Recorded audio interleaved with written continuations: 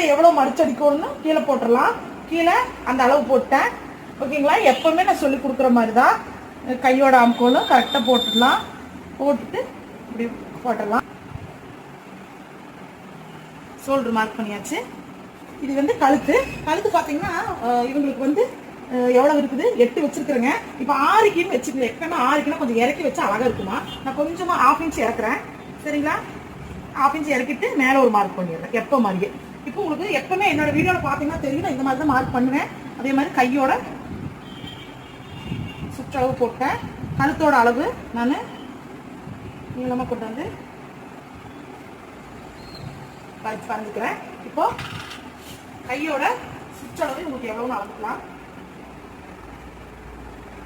கரெக்டா 7.5க்கு மேல ஒரு பாயிண்ட் இருக்குதுமா. கரெக்டா பாருங்க. 7.5க்கு மேல கரெக்டா பாருங்க. 7.5க்கு மேல ஒரு பாயிண்ட்.